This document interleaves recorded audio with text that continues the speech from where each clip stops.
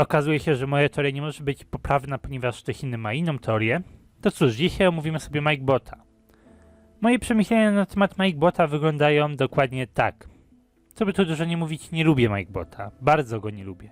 Mike-bot reprezentuje jedne z najgorszych istniejących teorii FNAF, teorie na bazie książek. Takie teorie z samej idei są tragiczne, nie dosyć, że totalnie przeczą słowom Scotta, że książki nie są elementem do teoretyzowania, to każda teoria na bazie książek mówi nam, że fabuła gier jest nierozwiązywalna, bo jeśli Scott tworząc FNAF 4 miał na myśli Mike-bota, pokazałby tego Mike-bota w grach, a nie w książkach. A nie, że bo w książkach pojawiło się to i tamto. Informacje z fabuły książek to argumenty trzeciej kategorii, do użycia co najwyżej jako ciekawostka. Powiązanie czegoś, co już wiemy z książką.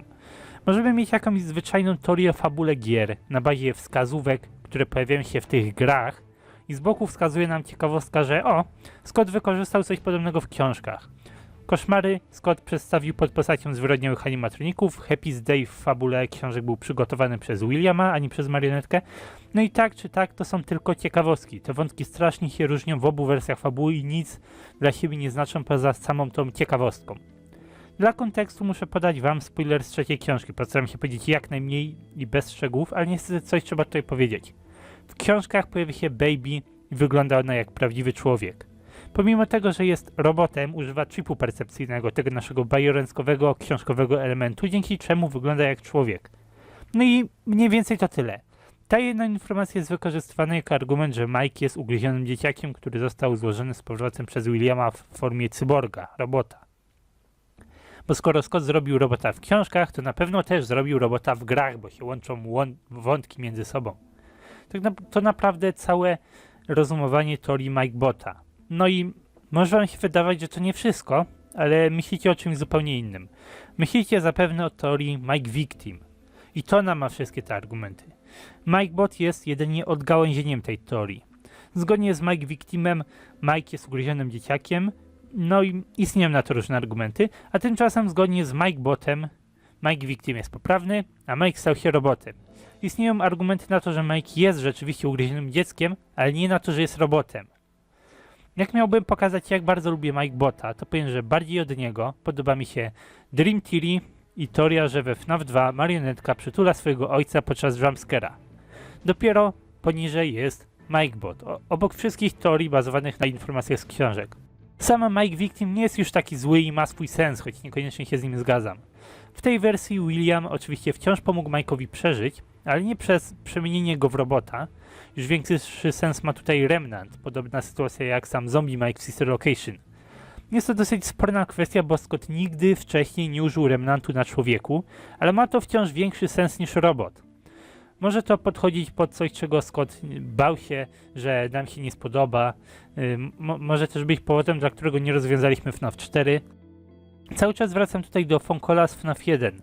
Jeśli zignorować Remnant w Sister Location i w FFPS-ie, to ta wiadomość wciąż daje nam jakąś sensowną interpretację Remnantu. Scott wprowadził go w pierwszej grze, mógł go też później użyć w niekonwencjonalny sposób.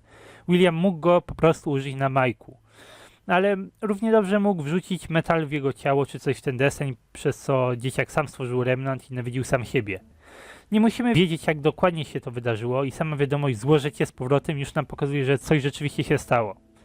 Tę kwestię można interpretować dwojako, że William uratował go przed śmiercią, co tworzy Mike Victima, albo że dał mu nowe życie w animatroniku, co tworzy mój obecny kanon, czyli Golden Victima. Minigierka kończy się dźwiękiem zatrzymania serca, więc dzieciak umarł oficjalnie, ale obie te wersje mogą wyjaśnić, co się z nim mogło stać później. Interpretacja z robotem mnie totalnie nie kupuje i nie ma na to żadnych podstaw. Żaden pink slip nie mówi, że brzęczymy jak robot, ani nic w tym stylu. Smród mógł jednak rzeczywiście sugerować Mike Victima.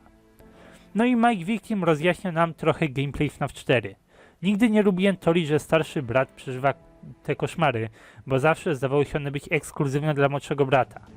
Po wypadku młodszy brat powinien być przerażony wizją postaci, które wcisnęły go w paszę Fredbeara, podczas gdy starszy brat powinien był bać się głównie samego Fredbeara, samego siebie, ewentualnie swojego brata. Sam setup FNAF 4 bardziej pasuje mi na koszmar ugryzionego dzieciaka, a nie jego starszego brata, więc tutaj zawsze Mike Victim robił więcej sensu niż Golden Victim. Logbook też jest tutaj ważnym argumentem, ponieważ pisze w nich parę różnych postaci. Mamy czerwony długopis, który mocno sugeruje, że to Mike, nie tylko po samym podpisaniu się, ale później też nawiązaniach do Sister Location. Mamy też wyblakły tekst, taki zamazany albo wyryty, który zdaje się należeć do jakiegoś ducha. Do kogo by nie należał, osoba, do której mówi, ma koszmary, miał w pokoju zabawkę, fioletowy telefon, rozmawiał z puszanką Fredbeara i to dla niego było przyjęcie urodzinowe. To wszystko raczej sugeruje nam, że mowa tutaj o protagoniście z gameplayu FNAF 4 i jednocześnie minigierek FNAF 4, czyli że to ta sama osoba, że ugryziony dzieciak to Mike. Ciężko tutaj to zinterpretować, bo nawet jeśli wyblakły tekst też jest mówiony przez Mike'a, albo po prostu nie jest mówiony do niego, to te kwestie i tak łączą tych właśnie dwóch protagonistów. Jeśli Mike jako starszy brat mówi to do młodszego brata, to czemu rysuje koszmarnego Fredbeara, którego to właśnie jego brat powinien widzieć, a nie Mike? Jedynym rozwiązaniem, jakie tu widzę, to to, że we FNAF 4 ugryziony dzieciak pod postacią ducha nawiedza Mike'a i pokazuje mu te obrazy w snach, ale jest to spekulowanie, bez żadnych konkretów. Ale nie jest to też jakieś super kolorowe, niepodważalne. I istnieje wiele kontr przeciwko Mike Victimowi, choć zwykle są to tylko pojazdy, jaka to teoria nie jest głupia, czy argumentu pokroju nie ma opcji, żeby Scott wymyślił wtedy coś takiego. Jedynym takim logiczniejszym argumentem jest na przykład wiek ugryzionego dzieciaka. Nie znamy jego konkretnego wieku, ale widać, że dorosły mężczyzna to nie jest. Tak wyglądają dorośli mężczyźni, tak starszy brat ugryzionego dzieciaka, a tak sam ugryziony dzieciak. Ja osobiście dałbym starszemu bratu tak z 14-15 lat, podczas gdy ugryzionemu dzieciakowi tak z 10. To jest mały szkrab, mały dzieciak w 1983 roku. No i taki drobny dzieciak mógł być stróżem nocnym we FNAF 1 10 lat później, w 1993 roku, miałby wtedy około 20 lat. Ale za nic w świecie nie mógłby w wieku 14 lat w 1987 roku stróżować jako Fritz Smith. Starszy brat mógłby, w 1987 byłby w okolicach pełnoletności. Oczywiście te liczby, które podałem, mogą nie być poprawne, ale co jak co, ten dzieciak jest zdecydowanie za młody, żeby mógł stróżować we FNAF 2. No i prostym rozwiązaniem na to jest po prostu powiedzenie, że Fritz to nie Mike i cała dyskusja niby jest z głowy, ale nie cała ta teoria z Fritzem mocno przekonuje, nie wydaje mi się, żeby to był randomowy, nieistotny stróż. Wszystko, co o nim wiemy, to nawiązania do Mike'a. Poza tym mamy Sister Location. Logbook generalnie jawnie sugeruje, że Sister Location dzieje się przed FNAF 1, więc znowu w młodych latach ugryzionego dzieciaka. A poza tym mamy cały tekst You Won't Die. Scott wprowadził zombie Mike'a przy użyciu tej kwestii. Baby jest totalnie przekonana, że zeskupowanie i wywalenie z nas organów nas nie zabije. Mike botowe i Mike Victimowe teorie zwykle mówią, że wie, że jesteśmy Mike'iem, który jest robotem, czy tam nieumarłym i nic ci się nie stanie, ale po pierwsze ofiary myślały, że jesteś Williamem. Dokładnie jest to powiedziane w ostatnim monologu Mike'a. A po drugie, Scott wyjaśnił nam, co Baby miała tutaj na myśli w FPS-ie. W Scooper wbudowany jest dozownik remnantu. Baby wie, że nie zginiesz, bo wrzucą w ciebie remnant. Cały ten reveal nie ma żadnego znaczenia, jeśli Mike już jest nieumarłym, już wcześniej stał się robotem czy zombiem. I should be dead, but I'm not. Powinienem być martwy, ale żyję. No cóż, Mike, nie rozumiem, czemu cię to dziwi, skoro już zdążyło ci się zginąć w przeszłości. To nie jest twój pierwszy raz. Ta scena wprowadza nam remnant jako substancję, której William używał przy Funtime'ach, a nie Mike Victima. Mike Victim nie ma tutaj żadnego sensu, jest tutaj zupełnie niepotrzebny. Zgodnie z tą teorią są tutaj wprowadzone dwa motywy jednocześnie i te dwa motywy się ze sobą kłócą. To nie ma sensu. Poza tym, jeśli weźmiemy pod uwagę Mike Victima, historia wygląda mniej więcej w ten sposób, że William uratował życie swojego syna i cóż, to tyle. Nie da się tutaj wiele stwierdzić, wiemy, że tak czy tak Mike krzątał się po pizzeriach z jakiegoś powodu, jak szukanie Golden Freddy'ego, ale w przypadku Mike Victima nic nie ma tutaj wyjaśnienia. Gra nie wyjaśni nam jego motywów, nie ma tutaj żadnej satysfakcjonującej odpowiedzi dla starszego brata, w fabule nie jest nikim i nic nie robi. I spójrzmy na logbook z perspektywy Mike Victima. Zgadza się, książka sugeruje, że Cassidy jest Golden Freddym i że Cassidy mówi do Mike Victima. Problem polega jednak na tym, kim jest Cassidy. Dlaczego Golden Freddy wie o koszmarach Mike'a? Dlaczego Golden Freddy pokazuje zabawki Mike'a z dzieciństwa? Dlaczego Golden Freddy mówi, że to było przyjęcie Mike'a?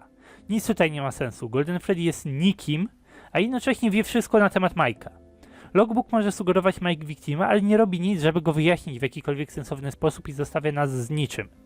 Ciężko mi na ten moment dać jakieś satysfakcjonujące rozwiązanie dotyczące logbooka, ale mogę wam powiedzieć, że choć sugeruje to Mike Victima, jednocześnie mocno sugeruje, że są to dwie bliskie sobie osoby, jak młodszy brat i starszy brat.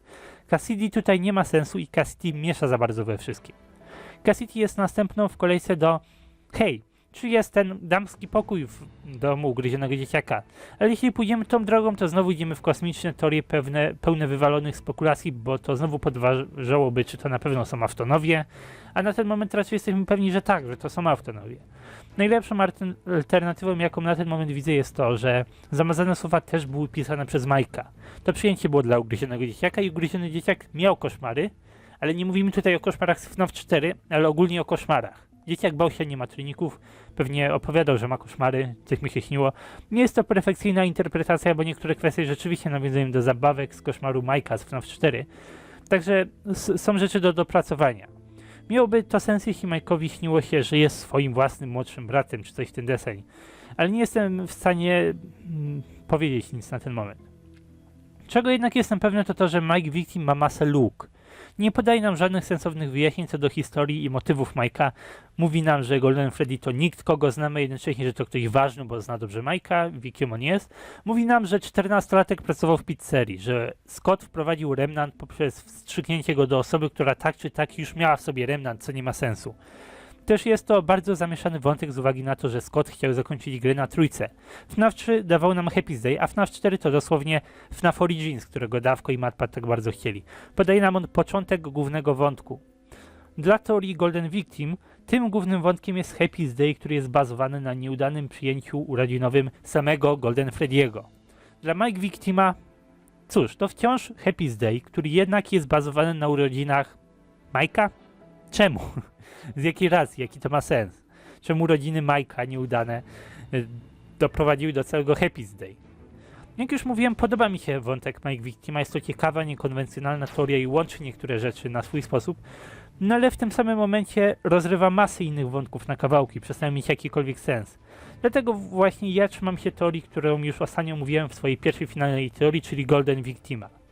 I cóż, tak ja widzę Mike Victima, tak ja widzę Mike Bota. Na dzisiaj to tyle. Dziękuję za oglądanie i zapraszam do dyskusji w komentarzach, jeśli wy macie jakieś własne swoje przemyślenia na temat tych teorii, na temat logbooka i tak dalej. Chętnie wysłucham i odpowiem na wasze komentarze. Ale póki co, do zobaczenia w następnych odcinkach.